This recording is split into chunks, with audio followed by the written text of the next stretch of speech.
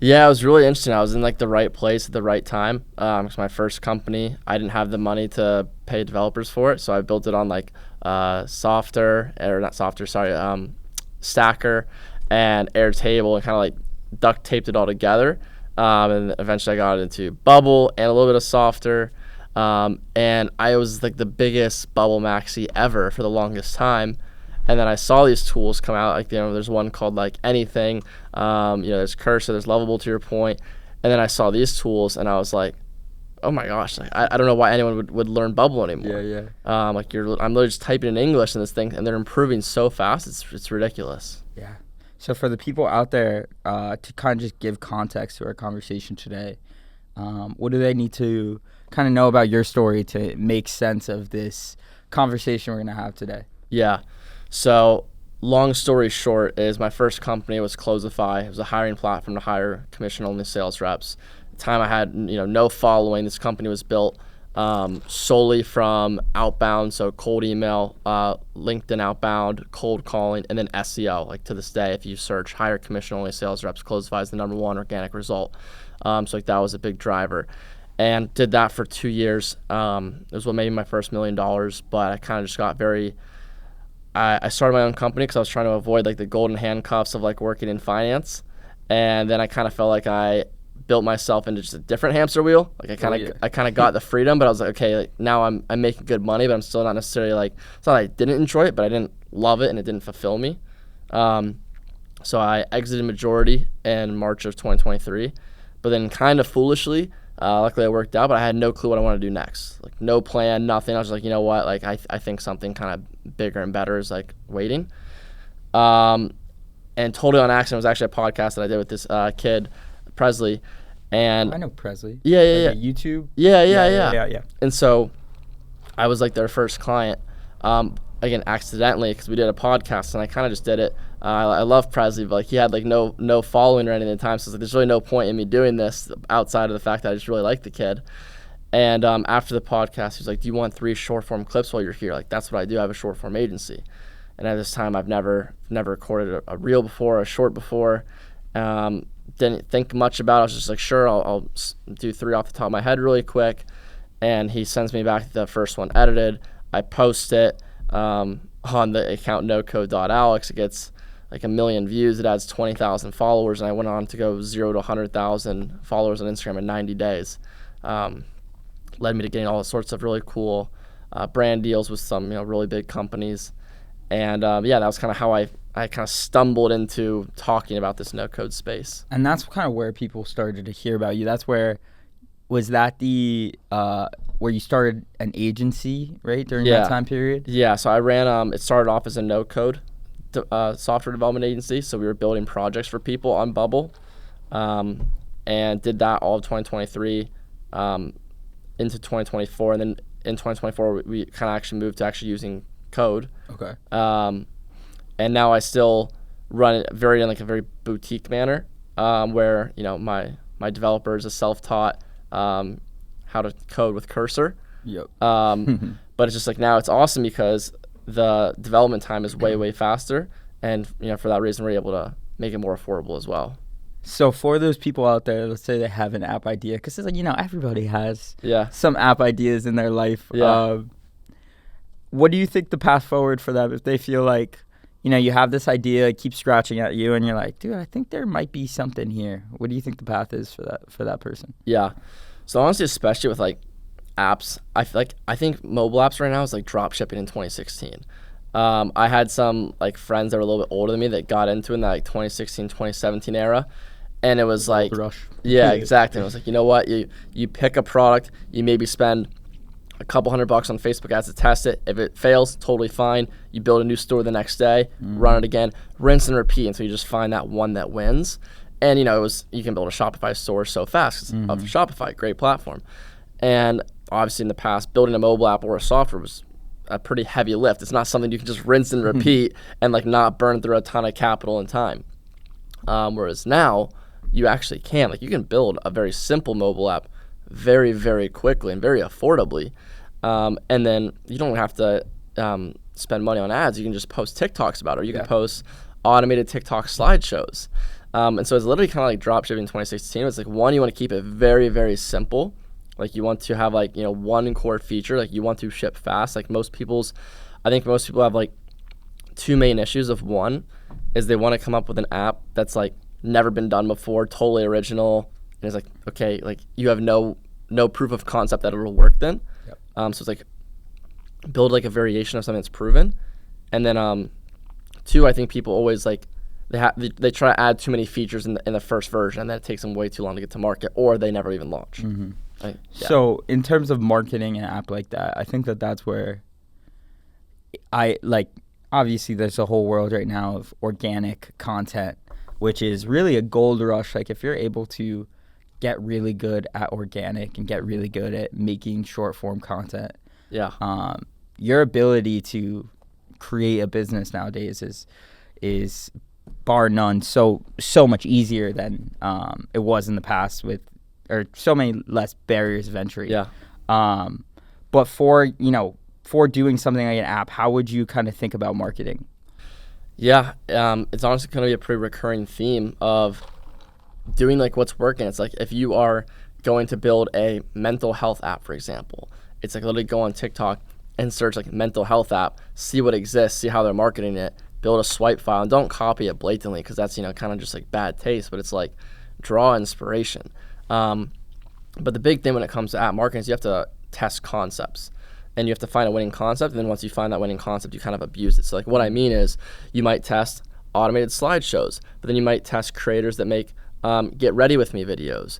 You might test day in the life videos with creators.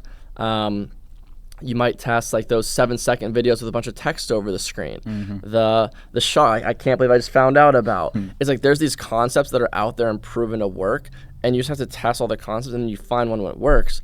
And once you find one, let's just say, I'll use an example from paid. So I kind of knew I wanted to target females because they're really, really good creators. I think usually they're better creators than guys. And I was like, I want to like go after like the college girl demographic. And I got connected to this girl that was a president of a sorority. And, they're in college, so like you don't need to pay them a ton. And so I was paying them like $30 flat rate plus a CPM. And I had them make like get ready with me videos. So it was like get ready with me while I talk about how I make money as a content creator while in college. Totally like organic hook, like nothing to think about that. Hook. Yeah. And then, they'll talk about like how long they've been posting on social media or da-da-da-da. And then it's like very, very quick. It'll be like 2 seconds. They're like, I scroll through this app called Paid to look for paid opportunities. It takes me like 10 minutes a day to apply. And just quick B-roll of it. Mm-hmm. And so like that concept was working because like every girl kind of wants to be a content creator, and girls love to watch like those get ready with me videos. And so like that concept worked really well. And so once I found that concept, I had every single other person make that exact type of video, and then I ran them as TikTok Spark ads. So then I put ad spend behind them. We were getting super, super low cost per installs. And so like that's kind of the strategy. So it's like when you're starting off, it's like you cast a wide net, find what works, and you kind of just abuse that. I love that, and I love the approach of organic first, find out what's kind of naturally goes viral, naturally gets those installs, and then put money behind it and run it as an ad. I think that is like the best formula, especially when you don't have massive budgets for testing. Like that formula right there is pretty incredible. It seems like the couple app people that I've had conversations with that have had a lot of success kind of follow that same formula of, speaking with creators, getting a bunch of people to create content, and then just abusing the ones that have success with it.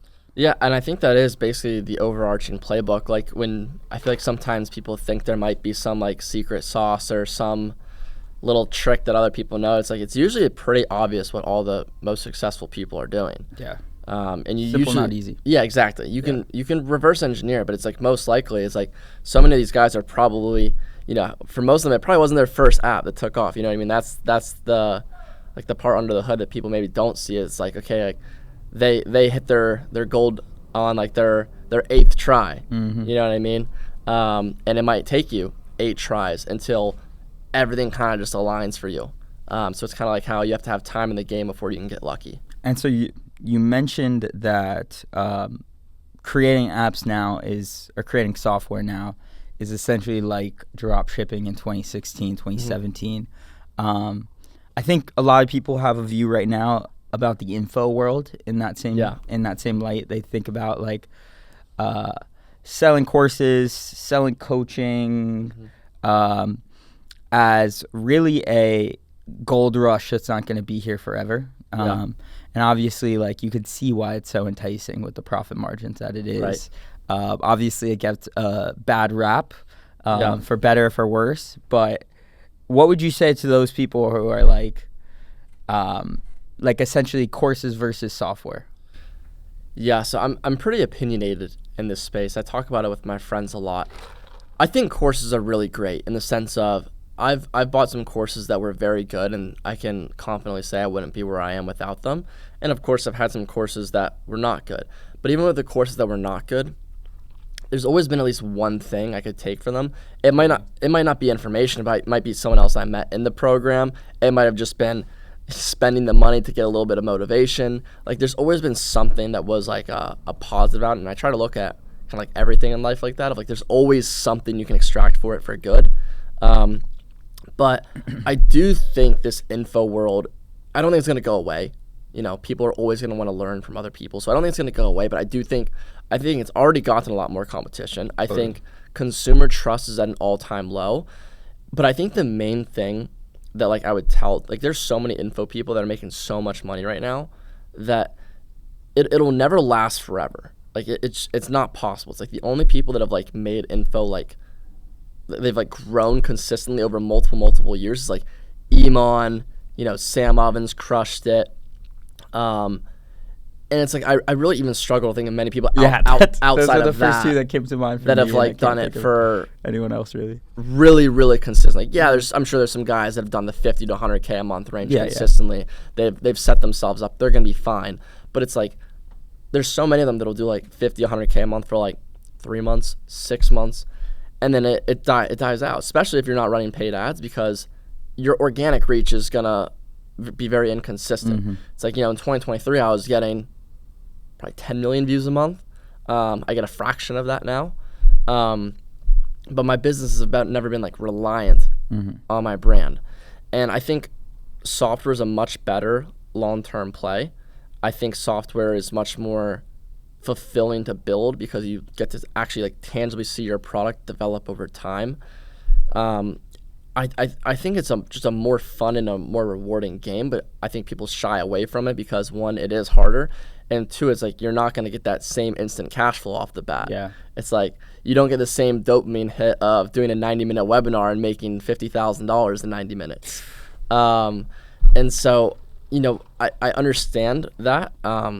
Pairing info and software together is a really fire combination. But it's also just interesting because with AI, I think like we're in this age like people are making like AI info products where like they're just using ChatGPT to like bundle up information and package that and sell it. And so it's like if people start doing that, it's just gonna get more competitive and more like, so I think there's just ways like I think you're more primed to think about second order thinking. It's like all this stuff that you can see is happening. It's like what is that going to cause, and then how can you position yourself to like where everything's going is I think like the smarter long-term play. I think that to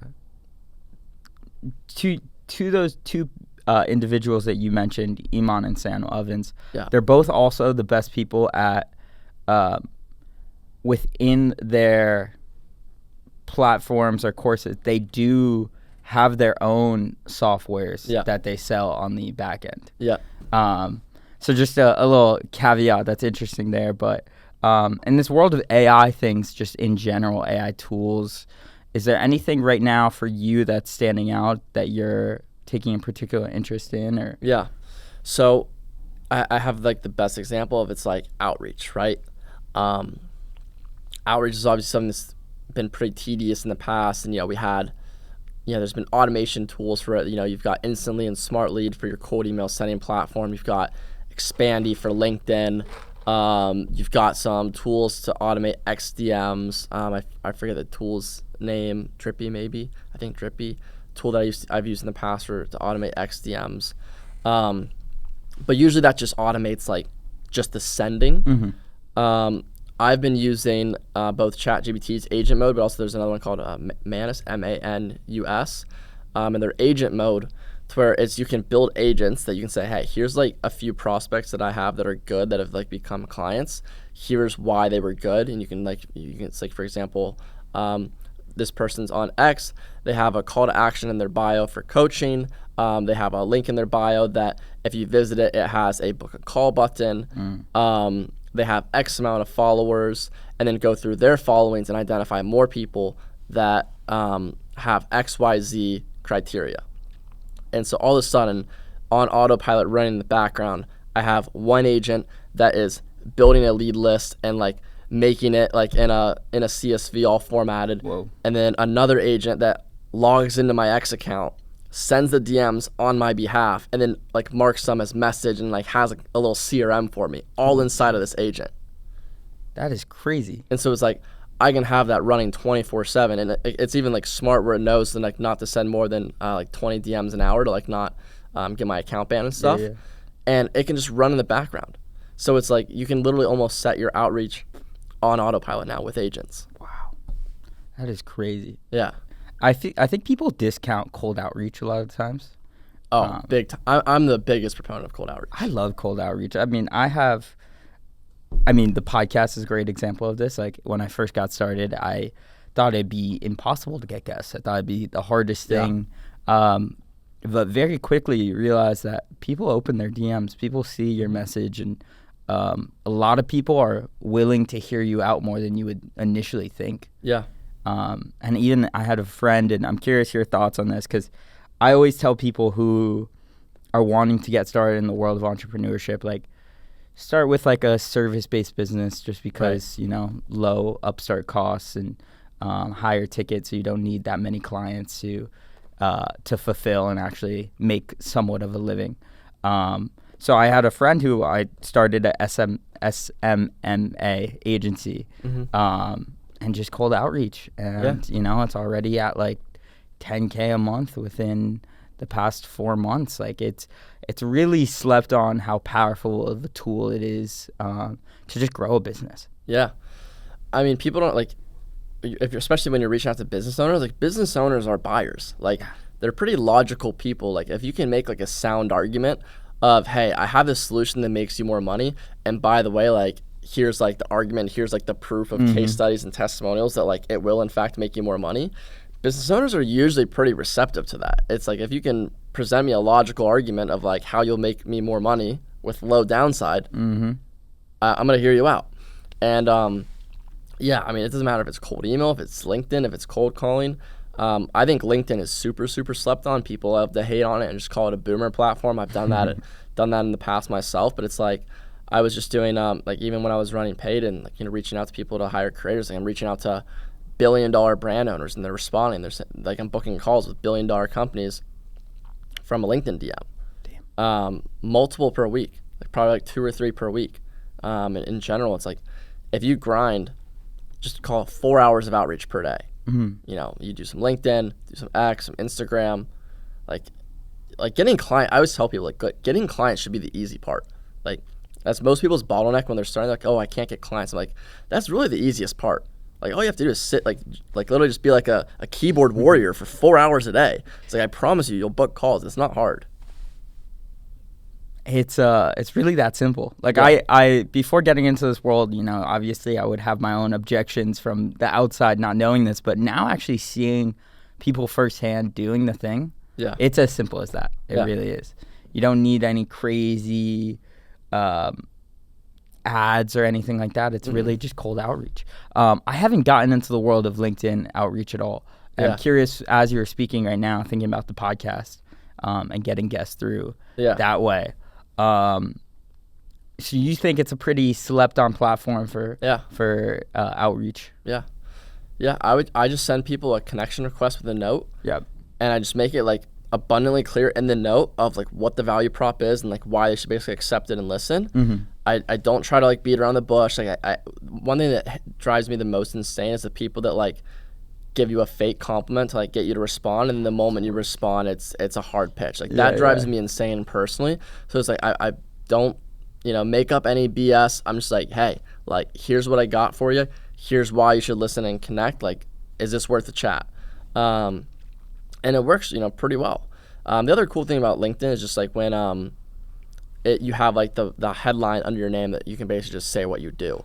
And so, for example, when I was running Closify, I just said like, I've staffed 200 plus sales teams in the last 12 months. And so then I would send blank connection requests, but it was just kind of like, okay, like if they accept it, they very obviously know what you do. So they might have some level of like, they might be open to you then sending them a DM. So I had an automation where I would just automate sending connection requests, and then once they accepted it would send them a DM. That again was like pretty similar. It was pretty like, it was a pitch, but they were usually more open to it because it's like, you have this headline on your name that says exactly what you do. So if you were, let's say you're 22, 23-year-old kid, you just graduated college, and you know that a traditional 9-to-5 isn't what you want to do. But that's kind of the extent of it. You're like, I don't know where to go from here. What would your advice to that person be? What business model, how would you kind of approach for them getting to a point where, they could be running a successful business on their own? Yeah. So it's obviously situational.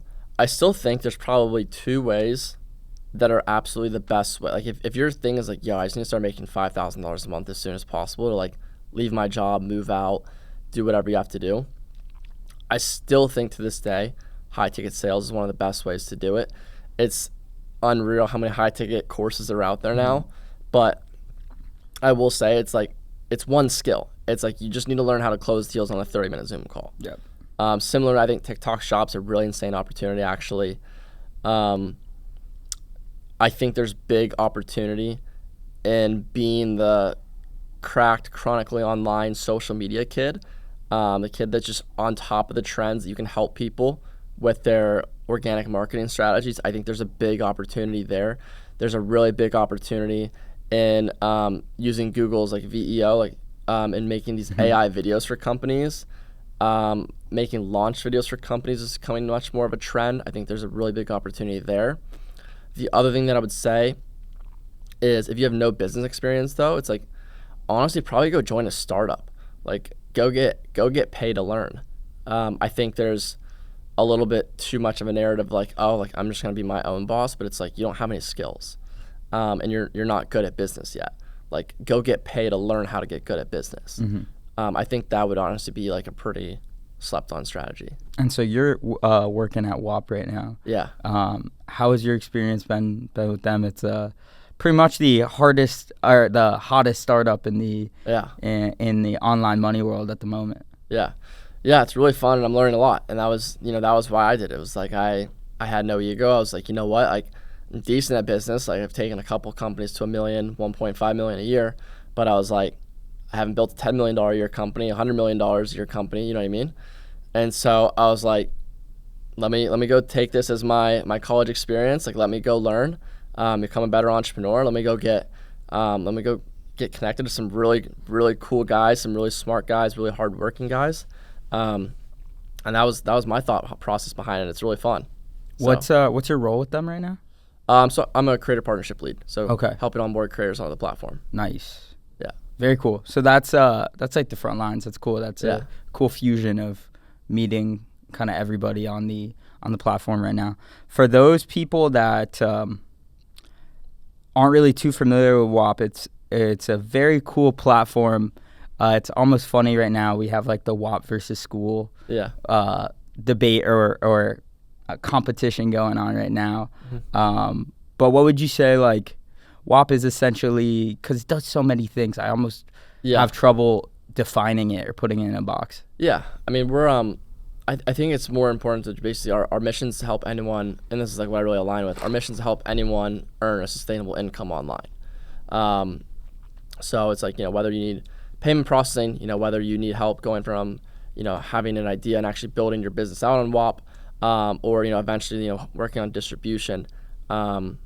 It's just like an online marketplace for consumers to find things and for businesses to run their business through. So it's essentially like, I'm trying to it's hard to put it into one phrase. I think one of the coolest aspects of it, though, is this content rewards element of it, where you can, like a creator can create a campaign and they can pay, let's call it $1 per 1,000 views. And anyone who makes a video about that creator that gets 10,000 views, they would make $10. Right. And you could keep doing that up until, the campaign ends or the budget runs out.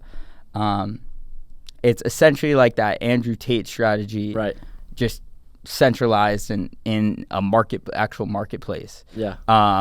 One of the coolest things right now that I think like so underutilized that only people in our world are taking advantage of, but you think about, all the businesses out there that it is pre-slept on. That's a very cool aspect of the company. Yeah, it's awesome. Yeah. So right now, for somebody who is trying to learn all these, like, would you still call them like no-code website builders or no-code app builders? What's like the word for it now? Yeah, I don't know if no-code is inherently wrong. I call them like text to app. Text to app. Yeah. Which one would you say like is worth checking out or worth trying to learn? I really like anything. It's what they call. I haven't checked out. They were formerly create.xyz, but now they're anything.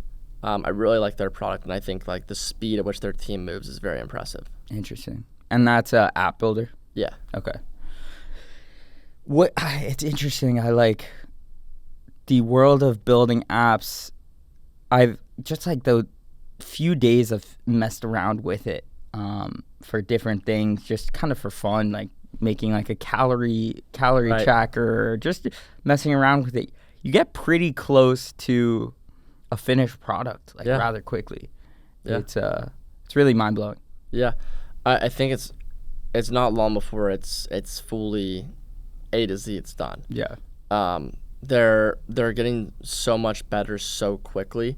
I know that a lot of them are working on being able to like natively post your app to the App Store from inside their software now, and so it's like that's gonna be a big step. But it's even probably like 6 months ago, even you couldn't like integrate payments right away. It's like now they come with like integrated payments already set up. So it's like the speed at which they're getting better is mind-boggling. Like it's not gonna be long before like you're literally doing it like me and you can do it entirely ourselves. Crazy, so crazy. One thing I'm curious right now that I've been trying to think through. So it was my birthday about 2 week and a half ago, something like that, and I kind of sat down with a notebook and I just did like a reflection on my year and my business this past year, and I was just trying to think, what's the biggest thing I could do this next year that would make the year like a win or make the year just like a home run. And I have an e-commerce business, and then I do the podcast, and I was thinking about how really starting my personal brand and getting good at content would be kind of that one thing that unlocks a lot of doors for me. I think that personal brand is can be such a foolish pursuit for people in many ways. What's your thoughts on like people creating a personal brand? Do you think it's because everyone tells you that it's what you should do? Yeah, it's actually really funny because I was talking about this with a kid yesterday, because he was like young kid. I did like a free consulting call with this kid because he's just a really nice kid, and he was like, everyone tells me I need to start a personal brand, and like that's the best way to make money. He just graduated, he just got his first job, and I'm like, I mean this in the nicest way possible. It's like, what do you have to offer right now? Like with your personal brand, it's like I didn't start posting content until I sold majority of my first company, and I don't believe that just because you haven't done something meaningful you shouldn't post videos. But I'm like, people are so caught up on this idea of building a personal brand because all these coaches that coach coaches on how to coach coaches are just like spewing that of like build a personal brand, sell a product, da da da. I'm like, you're so caught up on trying to build a personal brand that you forget to actually be good at business. Like you forget to actually build skills that make you good at business. And it's like the reason that I think my personal brand took off in the first place was the first platform that I actually grew on was X. And, you know, back then X didn't even have a For You. And so when you start off, you're literally tweeting into the abyss. No one even sees it. So you have to be a reply guy and just go reply to people to get like your first 500,000 followers.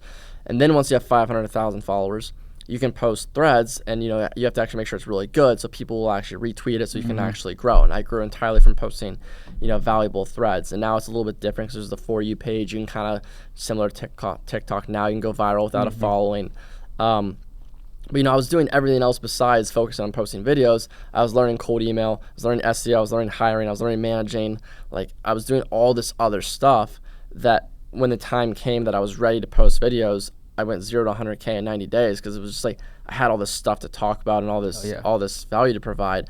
And I'm like, you can 100% still post videos. Like, I'm not saying don't, but it's like, realistically, it's like if you're starting off, it's going to be like just you documenting your journey, which is cool, and that's fine. It's going to be like, hey, here's my journey from, you know, 22 to, you know, leaving my job, or going from 0 to 10K a month. Like, people love to follow a journey, but I'm like, you shouldn't have this like focal point on building a personal brand. Like, you should be focusing on getting good.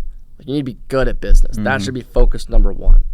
And if like documenting that is building your personal brand, that's cool, but like focus on being really good at business. And it also was like, you know, but isn't it like really good for networking? I was like, networking is also like a little bit corny. It's like do cool things and exactly. I was like, you want to be a magnet. It's like if you're good, you know, people will naturally be drawn to you and they'll come to you. I think too, starting on Twitter or starting on X, whatever you want to call it, is it's almost like a cheat code. I feel like X is the only platform I've ever really gained a following on. And the skills you develop from having to write, especially before, you know, we were able to do those longer tweets. Dude, it makes you such a good writer and such like a concise speaker and writer. And your ability to like articulate thoughts in very concise ways, you get so much better at it. And even till this day, I like text in tweets. Like, I texted in very like short sentences, concise. But that skill then kind of applies over to all the other platforms.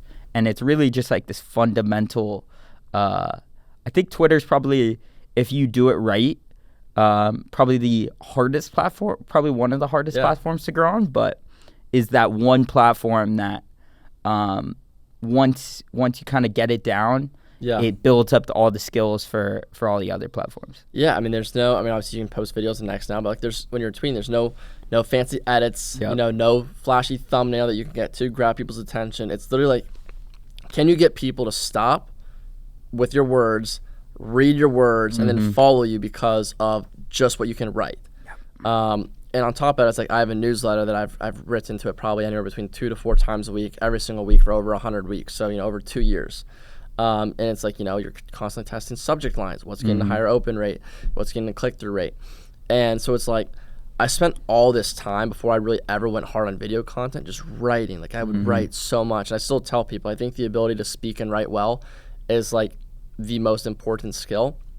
And so I was writing so much, and I'm like, you know, that's why in hindsight I'm like, oh, like no duh, I was good at short form video, and I took off. It's like I was doing it every single day, just writing, and I just started speaking it into a camera. And I think that's I think when people like, you know, promote you should start your personal brand, I think that the biggest thing is not gaining the following, it's learning how to speak and write and do that in a persuasive manner. Like that is that core skill that if you can really do that well, it unlocks so many doors for you. Yeah, and that's kind of even what I was talking about. I was like about being good. It's like the underlying thing that you're getting at when you're talking about building a personal brand is persuasion, is copywriting. Like that's ultimately what you're talking about.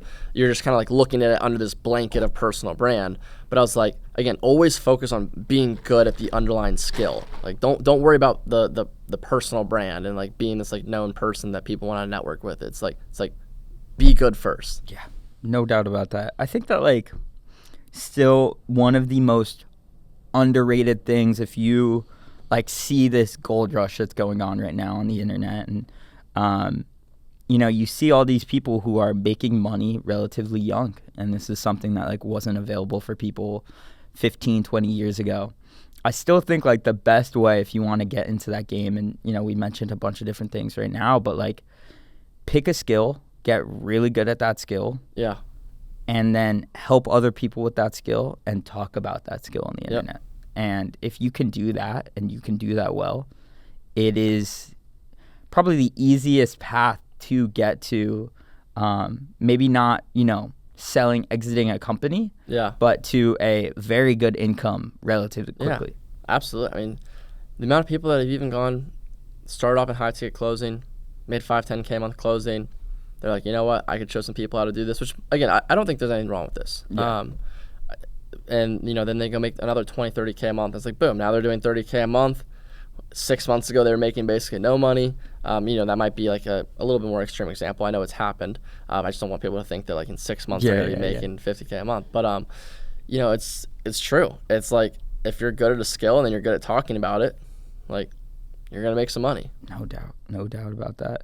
I've been, have you seen Iman's new business YouTube channel at all? I know he has it. I haven't watched it.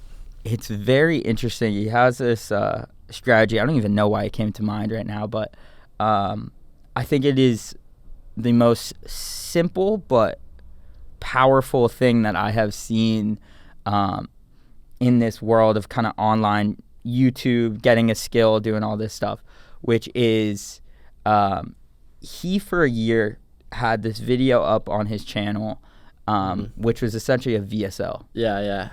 Have you heard of this? Yeah, I know what you're talking about now. Where he had this video that was a VSL. It was called like, I think the one that he has up now is like the laziest way to make money in 2025. Yeah.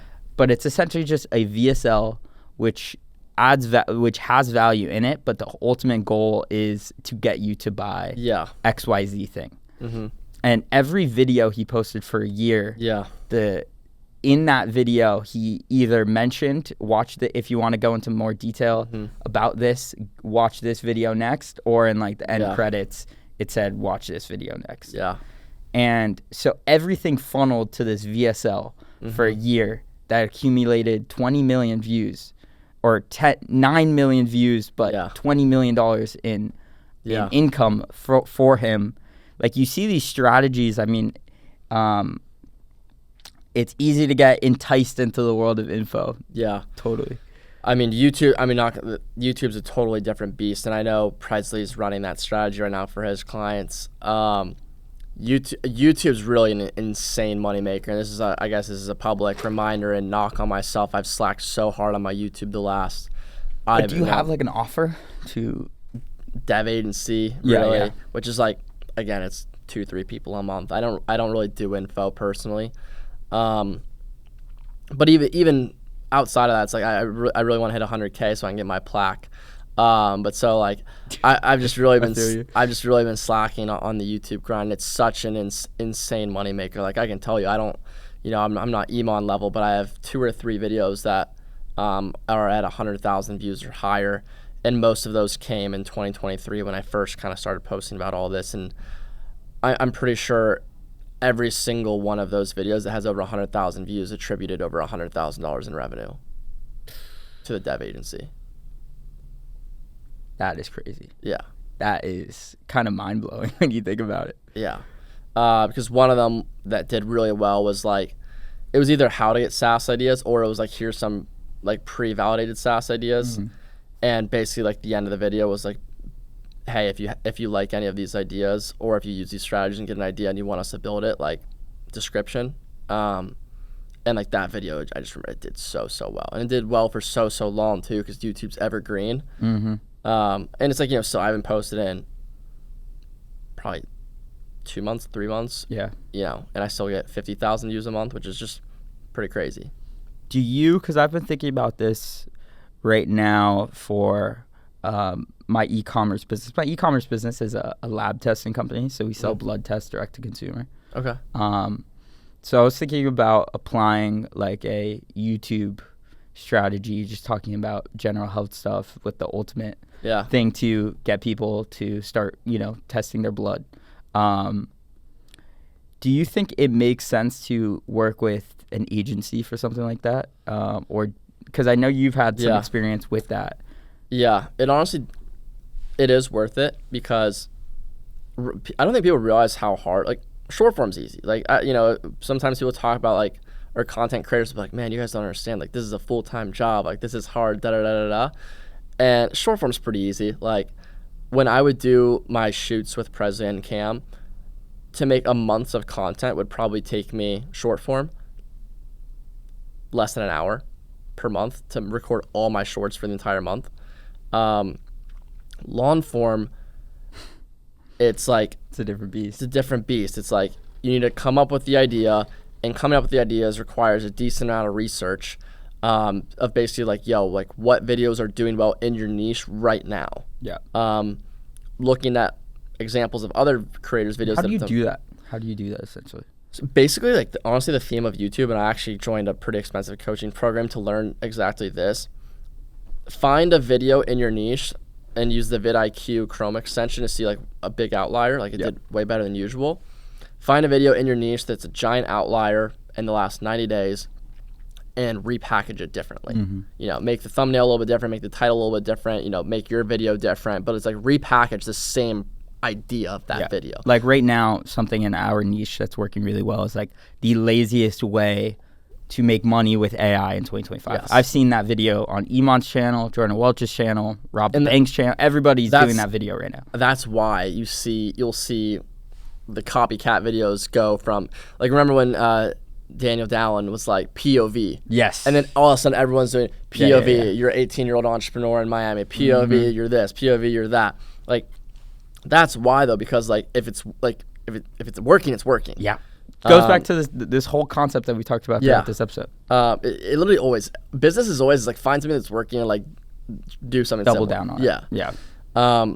But the thing with YouTube is your title matters a lot for SEO. Your thumbnail matters a ton. You want to always post a video with at least 2 to 3 thumbnails ready to go to test, because the amount of times that you're going to post a video and it flops, but it's not a bad video. You just need to repackage it, and then it can actually go and be your best video. Mm-hmm. The tags that you do, the editing's a little bit more important on YouTube. So like, it helps a lot to have a team for YouTube. Yeah. To whereas like shorts, I used to like it. I wish I would have done it sooner. I used to have this big block that I couldn't post like selfie videos on my main page because all my other videos were those highly edited ones with the thumbnail. And I was like, I don't want to ruin the aesthetic of my page, which was just like a stupid little like limiting belief that I had. And then I finally got over it. And it's like, now I've had selfie videos that have still gotten, 50,000 views. And I'm like, oh, okay. Like I can't just talk into the camera on my phone. But YouTube's an entirely different beast where it's definitely not needed, but I think it definitely does help to have a YouTube team. But I will say like a good YouTube team is pretty expensive. Yeah, it's hard. I think the biggest thing if you want to do YouTube by yourself is like you need to have a thumbnail title that gets them to click. Yeah. You need the first 30 seconds to a minute of the video to be enticing enough for them to stay for that duration. Yeah. And then you need to like reward that click, which is just making the video good enough. Yeah, I think to give the people watching a good like basically tidbit on YouTube, it's like obviously the title and the thumbnail sells the click. But a big mistake that people made, and I was making this mistake, and I was doing it until I got a coach that actually helped me with this, was like let's just say like the title is how to make $100,000 in 2026, for example, or this year, whatever. And then people start the video and they're like, in this video, I'm going to teach you how to make $100,000 this year. And, by the end of this video, like you're going to know how to do X, Y, Z and da-da-da-da-da-da-da. And you're like trying to build up the hype. Like that's what I thought you were supposed to do, was like build up the hype for the video. But it's like, when you're doing that, they actually already clicked off because they're like, I clicked on this video to be told how to make $100,000. Like shut up and just tell me how to do it. And so then all of a sudden I was like, oh, that actually makes sense. So then I was like, okay, here's how to make $100,000 this year. Like step 1, kind of just like straight into it. Like no BS with it. And all of a sudden, like I started getting a lot more views. My retention was a lot better. So I think that's a big mistake that a lot of people make, is they try to like hype up their video then. And it's like, dude, they already clicked off because you didn't deliver on your promise. So it's like title, like you want to have a big promise that's in your title and your thumbnail, and then immediately start delivering on it. Big promise, deliver on the promise. Yeah. Yeah, simple as that. Yeah. I mean, right now I'm at a place with my business where it's just me. It's me, and I use, some agencies and contractors for different things. But as I've dove into the world of paid ads, we're running like a webinar funnel right now. And it's going well for the most part, but I had this realization through doing paid ads that views are expensive. Views are really expensive. Yeah. And the cost of like, if I made a video right now and it got 10,000 views, that would cost me like $300 if I wanted to do paid ads for something like that.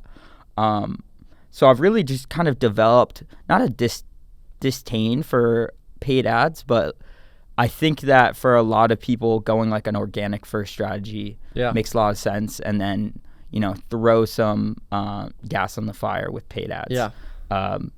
So because I had that realization, I really want to go into more organic for my brand. And that would be YouTube, Instagram, kind of those are the big two.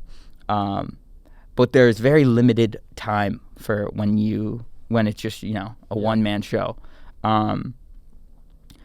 How would you think about doing, wanting to take a organic first strategy, but being a bit strapped for your time and attention? I believe in kind of like content batching, where it was like when I was like really dialed on it, it was just like very simple. It was like I had one day per week that I was going to like sit down, have like a 4-hour block that was like, let me do all my ideation. I don't script my short form, but I kind of script my long form. So it was like, 4-hour block, let me like ideate everything, get everything done, and then one day that I would record.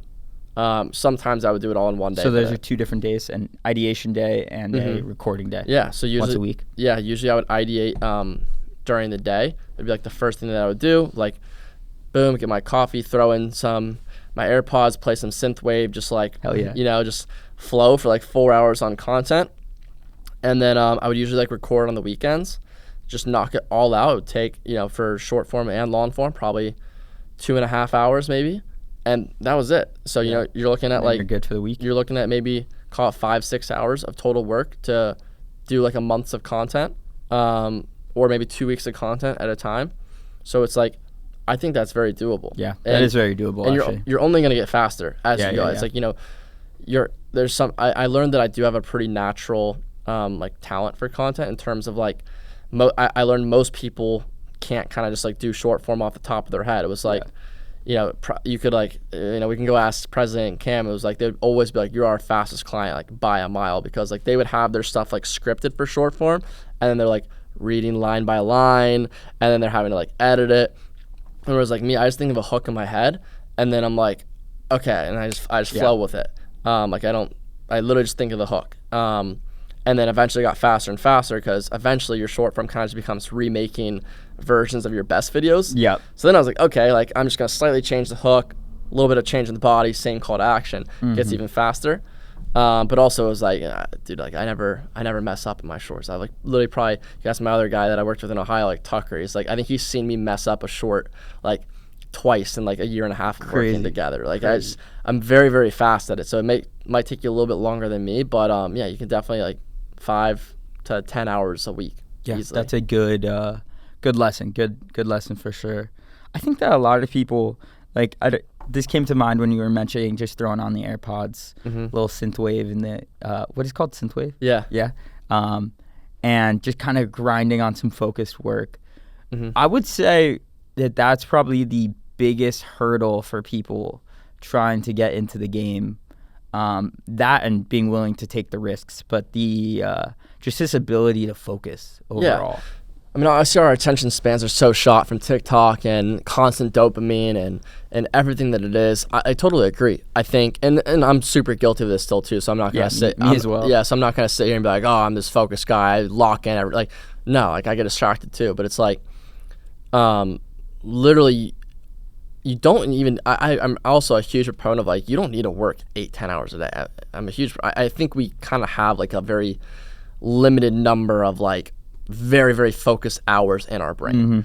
So for me, I'm like 4 hours of like deep work per day. Like so you like really need to be locked in for this, or it's just like what's most important to your business and like moving the needle. Yeah, that's like 4 hours. That could be outreach. That could be writing a new VSL. That could be scripting your content. That's like your deep work. You're like locked in. It's like really your phone should be on do not disturb. Like you're not looking at it. Maybe do a break every 30, 45 minutes, get a coffee, like shake it out, whatever. And then you have your less strenuous stuff. You just meetings, sales calls. Like I don't consider that like emails. All that shit. Like that's not deep work, and like that's how I think you should do it. But I've probably lived this way, since 2020 when I really started. I was just like I don't really hold myself to a time where I wake up, but it's like once I do wake up, it's like go into like at least a 90-minute deep work block. It's basically just go get your coffee, AirPods in, do not disturb, try to get at least 90 minutes in of like your most important task for the day. And it's like literally just when you do that, even if you only end up doing like 2 hours of deep work that day, like you actually can accomplish a lot in 2 hours. Oh yeah. More than most people do. Like if you think about all those guys with 9-to-5s, they spend, and that's a fair bit of change when you're at work. Yeah. But most people are just like scrolling or just like on their. Oh, I mean, I have distracting. They're not actually doing the work. I have so many friends that are SDRs at like big companies, and it's send a couple emails. Like they don't really cold call anymore even. So it's like all right, couple emails here and there. Send off a couple LinkedIn connection requests. All right, let me check my email, do my CRM activities for the day, and then it's like, that's it. It's realistically probably 3 hours. Yep. Yeah,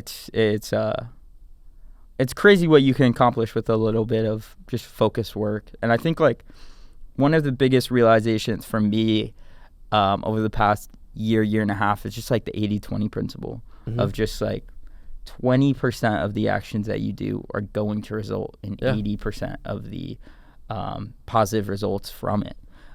So the closer you could get to identifying what that 20% is, and then what that 1% is within that 20% that's providing you the most value, and just really putting your time, energy, and attention into that stuff. I don't think it takes, like you were saying, 8-10 hours a day. Like I really think that if you're having to do 8-10 hours a day, you're either in the early stages, which is fine, or you're doing something wrong. I wish I knew who said it, but it's like, even when you're talking about the 80-20, it's like, if you're starting off, or honestly, it never even really changes, to be honest with you. Yeah. It's like, what you need is sales. Sales solves all problems, right? And so it's like, if you do 2 to 4 hours a day of just outreach and sales calls every single day, it's like, that's moving the needle forward. Yeah. And it's like, I don't think people do that. It's if you're a founder, it's like you're salesperson number one. Like you should be selling a lot. And so I think that's like something that I've been decently good at. Is I've always like, since I've always kind of naturally been in, and I started in sales, like I've always, even as a founder, been like, okay, like I'm still a salesperson in a sense. Yeah. Like I need to go out and sell. Like I need to go out and find us more customers because that like moves the needle forward. And so what do you think the biggest keys are in terms of learning how to be a good salesperson? So I'm a big believer just learning by doing. So like you're starting it and like accepting you're not going to be good at the start. But it's just, it's really just effort, to be honest with you. Like, so I think a lot of salespeople that don't do well are just lazy. Like, because, their follow-up messages are just following up. You know what I mean? It's like, you need to get creative. You need to follow up into oblivion. It's like, I'll admit, like, I send a lot of copy-paste messages, but my copy-paste messages are like, they're smarter. It's like, again, it's like what I said, clear value prop with like a logical backup, like, hey, here's a case study to like say that like I can actually do the claim that I just said. And so it's like, yeah, it's copy pasting for efficiency, but it's like it's getting responses, and then I'm following up. If I was like, maybe I don't like, I've done some more creative outreach, but it's like when you're following up, it's like, don't just say following up. It's like, think about how you can get like creative with it. Yeah. I was always really good at like being creative, and I remember like, this is like, if I go all the way back to when I was first starting off and I really had like, no case studies, and I would follow up with people in creative ways where it was like, if we had talked on the phone or in DMs about something, I would go look for an article related to that.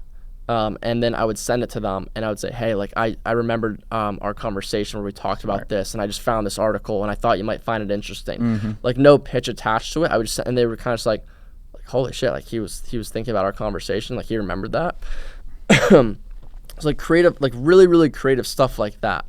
Or even like, honestly, being funny goes a long way. Like, you know what I mean? Adding a little bit of humor in your outreach. I remember this other guy, this was in like 2020, where, you know, his last post was like him skydiving. And I was like, dude, you must be good at sales. Like, what was your argument? How did you let your parents do that? Because if I told my parents I was going skydiving, you know, it would not go down well. And he thought that was really funny. We literally had like then a 30-minute conversation, like, about just like how he convinced his parents about, you know, how he dropped out of college. And it was just like, we became like boys first. And then it was like very easy to like segue into working together. So I think like even humor goes a long way. I think it's so interesting. The more I hear about sales skills and the more I try to learn sales skills, it's so similar to a podcast setting, both in the sense of like following up, outreach, getting creative with all those elements, and then just like listening. Just like trying to be a good listener and asking questions. And trying to just speak less and let the person kind of shine. It's I didn't realize initially how similar those two pursuits are in many ways. I think you hit the nail on the head with active listening. You know, I got that from Never Split the Difference, like Chris Voss's book. Read that a long time ago, and I remember it was like, like so many people are not really listening when someone's talking. They're thinking about what they're gonna say next. And I literally think that ever since then, just listening in itself, presently, is such an underrated skill. Yeah, there's no doubt about that. It's something that like you don't realize that. You think that you need to be like constantly thinking of what I'm gonna say next. But if you're just present and listening, I don't know how, but somehow you figure out what to say next. Like that was the thing.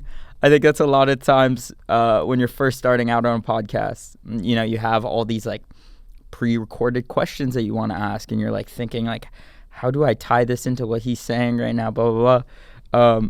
But as I've kind of done more and more of this thing, you just realize that, like, you know, if you just actively listen and stay present in what they're saying and then follow your curiosity, things kind of sort itself out. Like, you don't need to have such a rigid idea of where to go with things.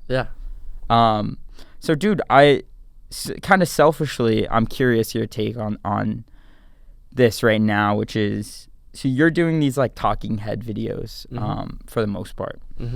How would you say, and then you've also done in the past the more highly, what would you call them? Just like higher quality videos, I guess would be the word for it. What do you think like the path is? Do you think there is a right answer in terms of low quality, high quality, you know, quantity versus quality, that whole game? I don't know if I even have like a definite answer of what works better or not. Like, I know some people that like post 20 times a day on TikTok. And it's like, shout out TJR. And it's like, you know, he's an anomaly because all of his videos get a ton of views, but it's like, let's say you're starting off and you post 20 times a day, and you know each video gets 100 views. It's like you're still getting 2,000 views a day. You know what I mean? Even though no one video is getting a lot of views. So it's like, is there a method there? Maybe. But maybe if you put more focus into posting 2 really good videos, maybe you would get 50,000 views a day. Like, I don't know. So I think maybe just like, I really do think content is just testing a lot of stuff as well. Even like what we're talking about with video concepts. I mean, it is video concepts. Totally. So I think you want to try a bunch of different things, see what works. But I think it's like cope if you think that like you need to have your videos highly edited for it to go well. It's like, you know, I thought that, I didn't think they had to be edited to do well, but I just thought like, oh, they're going to do worse. And then I started posting selfie videos and they started getting the same, if not more views. And I was like, okay, it's really less about that. It's more of just like what you're saying. I mean, it's a whole very interesting game, the whole world right now of content creation. I'm kind of really starting to try to get into the world right now. So outside of the things that we mentioned, is there any, words of wisdom or pieces of advice for myself or someone else who's kind of at the starting lines in many ways of trying to gain attention? I think being consistent, as corny as it is number one. It's like momentum's a very real thing in business in general, but also in content. It's like every single time I've taken a break from posting on YouTube, it kills the momentum. Every time I've taken a break from posts, because it compounds, right? If you have a video go viral, your next couple videos are going to get a lot more views too, because it's overflowing from that. So consistency really stacks. Have your finger on the pulse of like what's doing well in your niche. Like it's really important. Like go spend some time and just see what's doing well in your niche. It's very important. I think those are really the main things. I mean, I also think it's important to like make content that you enjoy to an extent. It's like every single time I've tried to force myself into talking about topics that I don't really enjoy. I think it's a little bit of the reason probably I'm not posting as much now. After making videos for 2 years about how to build a software app, it's like I feel like I've made a lot of the videos, between how to get ideas, how to market it, how to get customers, how to price it, should you raise, like I've made so many videos that's like, okay, I don't want to force myself into remaking the same video anymore just for views. Mm-hmm. You know what I mean? I want to make videos that I enjoy talking about, which is why I talk about mobile apps a little bit more now than I do against like B2B software, for example, because like it's a little bit newer, it's a little bit more fun and interesting for me to talk about right now. So I think it's important for you to talk about stuff that you can enjoy talking about, that you can get excited to make content about. You had this one one video that I would get ads for all the time, which was like Iman Gadzhi stopped his agency to go all in on SaaS. Jordan Welch did it. And that was a banger video. You ran that as an ad for quite a while, right? Or was that just an organic video that I think would get all the time? I might have ran it as an ad once on TikTok. However, that was the first video that I posted. That was the first one. So that video ended up getting 2 million views, and then not to like pump my own tires, but that was kind of like everyone started copying that framework. People in the software space started copying that framework, but then like people like Iman Gadzhi like doesn't actually have an agency, he has a personal brand, like stuff like that. Like people like that were remaking it, and then they were literally like everyone started name dropping the same 3 people as me, or they would change like one. And I remade that video a bunch of times too. I posted it again, I got like 1.5 million views, and I posted it again and I got 1 million views. Like name dropping kills.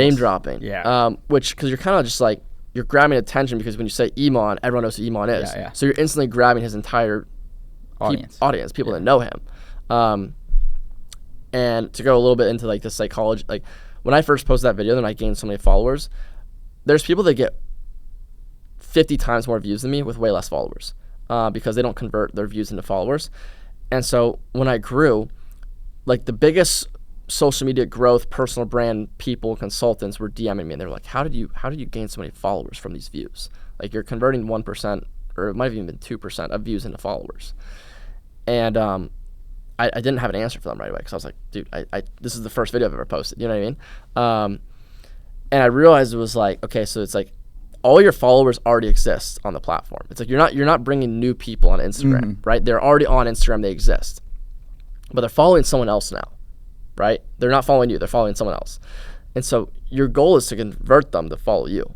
And so when I said Iman, grabbed Iman's audience, and at the time, they all believed, because of Iman, that starting a social media marketing agency was the best business model. Yep.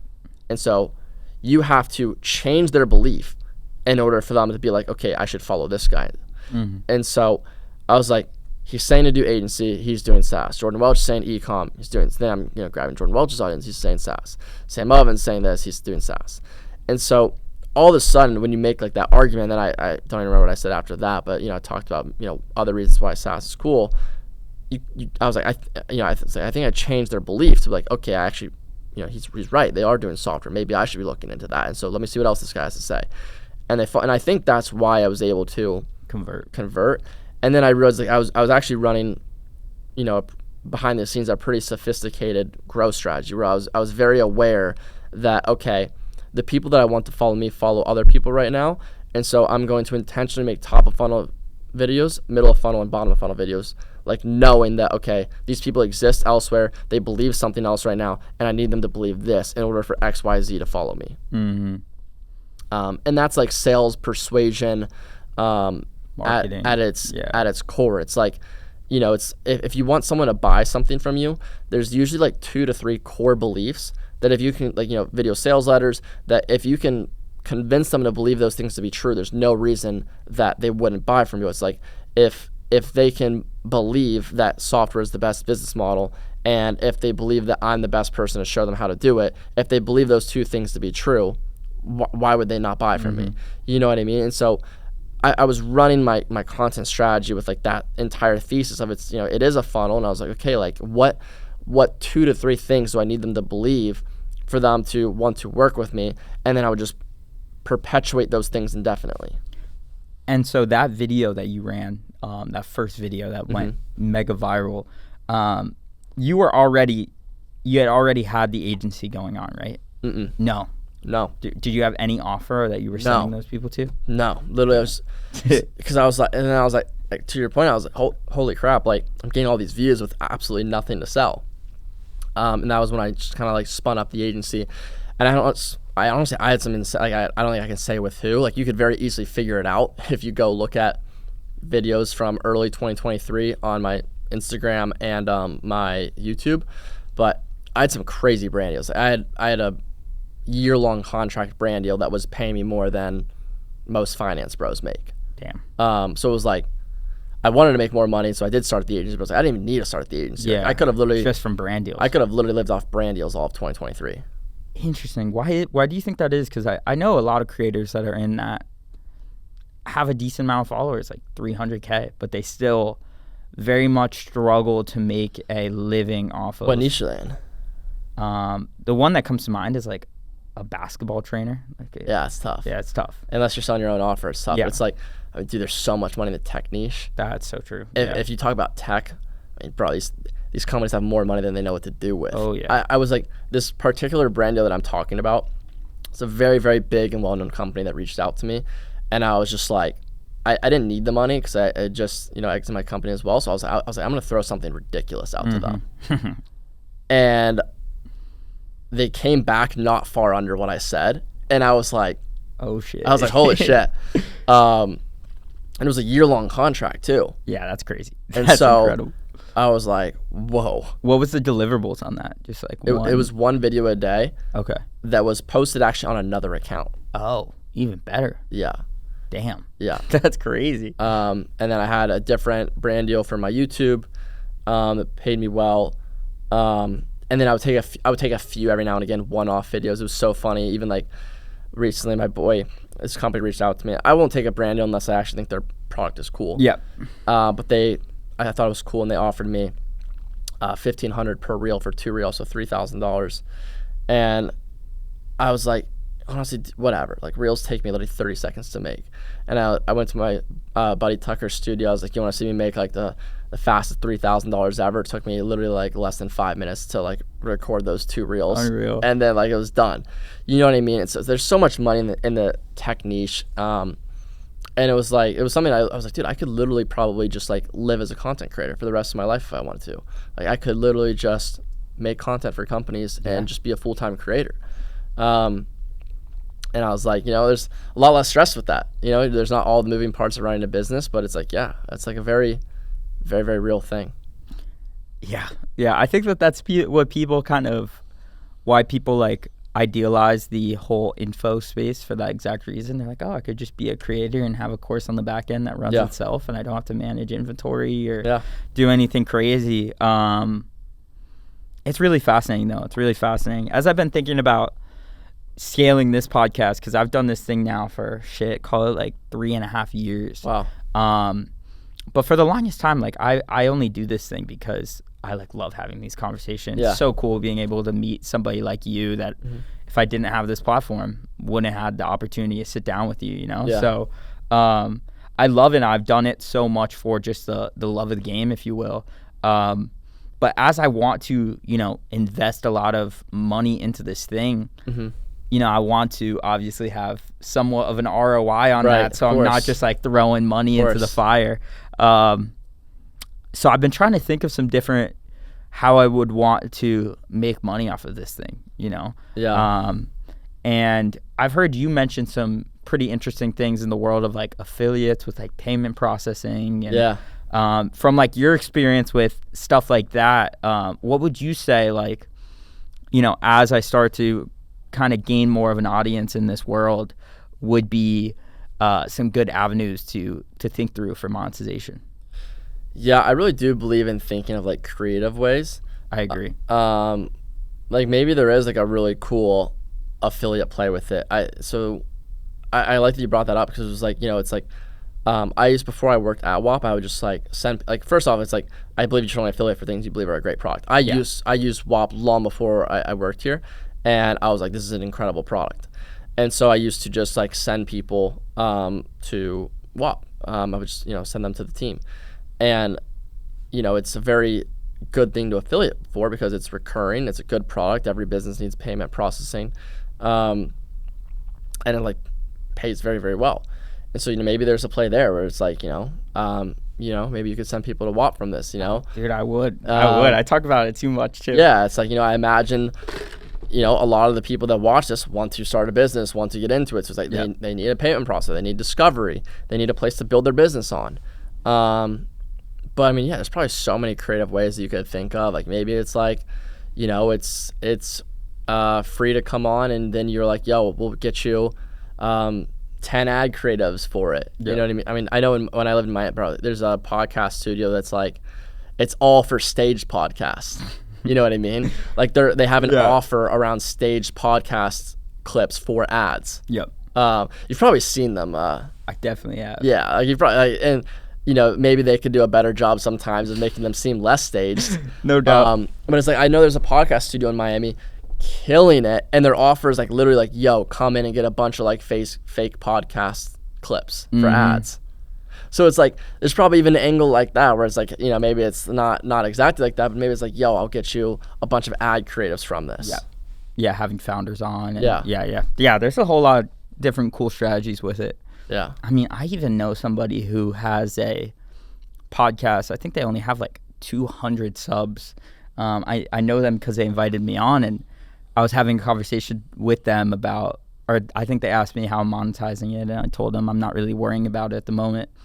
And they have 200 subs, but they had I think it was like an info guy who wanted clips from the episode for his own personal and to run as ads. Mm-hmm. And he paid him $5,000 to have him on the show to, you know, have a conversation with. So there's definitely ways to do it. And I think so many people just have limiting beliefs, and I'm guilty of this as well, of like what's possible. Like we've been so conditioned to think money is such a scarce resource, right? That the idea that somebody's willing to give you $2,000 for a high ticket item or something like that, it's just, people can't wrap their brain around the idea that people are willing to spend money with you, and it's a limiting belief that I think kind of cripples a lot of people in their pursuit of business. Like people have trouble pricing themselves correctly because they're scared to charge what they should. Yeah, I totally agree with you. Yeah, sweet, bro. Anything that we haven't talked about in this conversation that we'd be remiss if we didn't mention or cover? I don't think so. Outside of, like, you know, moving to New York City was cool. It was a big difference. My favorite part about New York City. Give me a Miami versus NYC. Yeah, this is my favorite part about it. Miami is the best place for me personally to live for lifestyle. Yeah. In the sense of life. not even because of like any of the nightlife stuff. Like I really don't like clubs, but it's warm weather year round. I hate the cold. I love to play tennis and pickleball, and there's really good scenes for both of that there. Yeah. I love the beach. I love to walk and run. You know, Brickell Key is like the most beautiful walk / run ever. Like, you know, it's a very aesthetic, good-looking city. Very clean. Just very clean. I always felt very safe there. Just amazing lifestyle. It seems like everyone there, though, if you ask someone off the street, how often do you work per week, you're gonna hear like 20 hours a week max. It seems like no one there works. I don't even understand. Yeah, it seems like no one there works. Everyone lives the lifestyle. Everyone's obviously very flashy. Oh yeah. You know, everyone wants to look like they're the coolest person in the world. They have the most money. You know, whatever. That's kind of the scene there. Yep. I get to New York City, and I feel like if you ask someone how much they work here, you're probably gonna hear like I work 60 to 100 hours a week from almost anyone. Mm-hmm. There's no flash. I don't think I've seen a single supercar since I've been here. You know what I mean? The flashiest thing you'll see is a nice suit and a nice watch. You know, people will be taking, you know, the subway. It is very, very hustle culture. It is very like everyone here seems to really be like working their butt off towards and it doesn't even have to be business-wise. Very cool energy. Yeah, it doesn't have to be business-wise. There might be people here that are chasing their dreams of being a musician or, you know, in art or in something else like totally random. And so I think here's like, I feel like I've honestly been working the hardest I've worked in a long time since being here. And I think it's a lot because of that culture and that energy. And so like that's been like a really refreshing thing for me. But then like the lifestyle is like certainly not as good. It's whenever I play pickleball, it's like I'm spending $150. It's crazy, dude. It's so hard. Like $50 Uber there, $50 court time, $50 Uber back. It's like I've got to go 30 some minutes to play tennis, and you know it's hard to get public courts. There's like no public courts. Yeah. Obviously it's like pretty dirty and it smells bad, and it's like not all that like aesthetic of a city in my opinion. I mean, there's parts of it that look very aesthetic, but it's very, very like in my opinion they're like complete polar opposites. But what I like the most is just like the hustle culture and how hard people here work, and that it's not flashy. It's just like it seems like everyone's just under this like universal understanding here that's like, hey, we're all here to work hard and try to go after what we're trying to do. Like nothing else matters, and I like that a lot. I like the people in New York better. I think. Yeah, for sure. So I guess the takeaway is NYC better place to lock in. Yeah. Miami better place for just quality of life. Yeah, I would, at least for me personally, 100%. Yeah. And in terms of like quality of people, what would you say? I don't even know if I would like say I've noticed a difference, because like I have such good people in Miami. It's like obviously there's the scenes of like people I would not want to be around in Miami. Whether that's for sure. Whether it's like the OF managers or like the scammers, like that scene. But I'm sure that's here too. You know what I mean? Yeah, maybe less. I have no idea. But the people I've met here have been nice. The people I know in Miami are really, really good people. So I don't know if there's been anything in contrast that jumps out at me that I've noticed from the people. Outside of like the people here just sort of like in much more of a heads down season of like working. Whereas like, you know, I think Miami, it's like people that have made some good money already, and they're like, you know what, like I want to work 20 hours a week, and then I want to go to Ojo and then go to the beach and then go do my Brickell Key walk and that type of stuff. Yep. I'm heading there this afternoon, actually, funny enough. Really? Yeah. Man, I'm jealous. Damn. So do you think in terms of like, so if somebody's trying, because obviously when you're young, like the biggest decision you can make is where you're going to live. Mm-hmm. As someone is trying to think through that for themselves,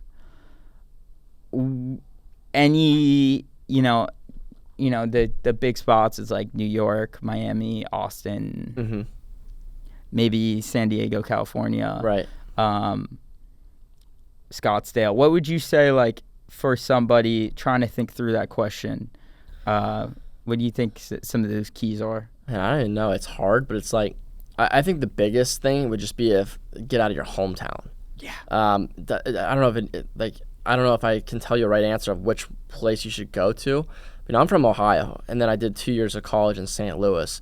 Both of those are kind of Midwest. And, if you don't leave your hometown, and I've seen this with the people from my hometown, if you don't leave in your early 20s, like, you're probably not going to. At least not for a while. And it's like, that's even why I came here. It's like, if I was, I'm 24. If I was 28, 27, 28, 29, I probably wouldn't have uprooted my life and like moved to New York City. You know what I mean? I was kind of like, this is the last, like, I moved here on a whim, dude. Like I moved here super, super quick. And I I was like, this is probably the last time in my life I can really just completely uproot my life again, move to a totally new city. I don't know that, or I mean, I guess I do now. But yeah. I didn't know many people here. I probably had 2 or 3 friends that I knew here. One of which I was semi-close to, but the other 2 I hadn't really spoken to for a while.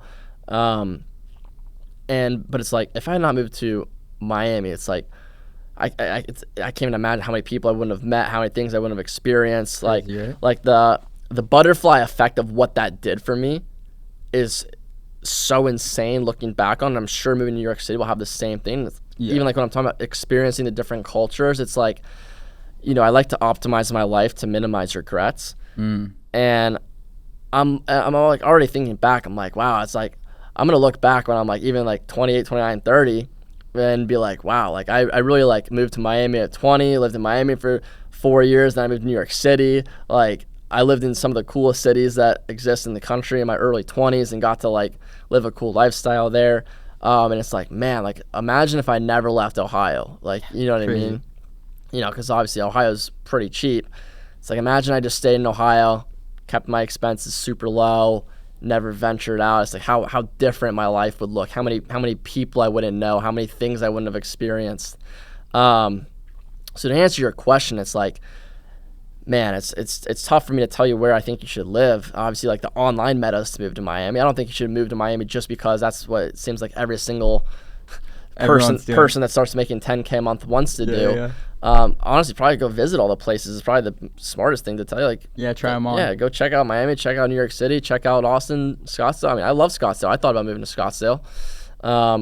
But for me, it's just like, I don't know, South Florida seems to just be like, I just kind of like know it like in my heart. Like that's kind of like where I'll be because it's just so perfect for the life that I like to live. I like the beach. I love tennis. I love pickleball. I love running. I love being outside. I love the heat. I hate the cold. So like South Florida for me is just like super perfect and ideal. And honestly, it's really not like, I know people say it's expensive, but it's like New York City is a lot more expensive. New York City is crazy. It's like, I had a beautiful 2-bed apartment in Miami, downtown Brickell, ocean view, 45th floor, giant balcony. It's like $5,300 total. So like, whatever that is, like $2,800 a person. I pay $3,700 for a studio here. Yeah. You know what I mean? And it's like, it's a nice studio, I guess. Like I've got a good view again, but it's like, at least in Miami, if you're spending a little bit more money, you get like a beautiful apartment. By the ocean. Yeah, and I think people also overhype how expensive Miami is. Like people are like, oh, don't move to Miami unless you're making 20, 30K a month. It's like, bro, I was probably paying myself $5,000 a month when I moved to Miami. Yeah. Granted, I was living downtown, $1,300 a month rent, which was a rare find. Yep. Didn't have a car, so it was just rent, food, insurance.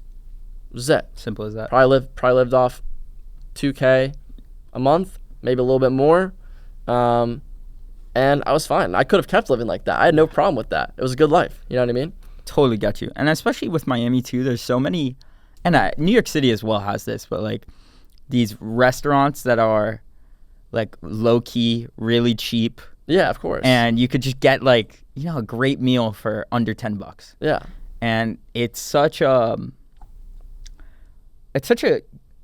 healthier place to live, Miami. That I agree with a lot, yeah. It's almost effortless to be healthy because and New York City has some of this with the walking, but like it's so much easier to just go outside and to naturally engage in healthy activities. I think Miami, and that's I tell this to people all the time. I think Miami actually is like literally like the healthiest city. I think there's like stats on that or something. But it's because it's so easy to be outside. Sweet.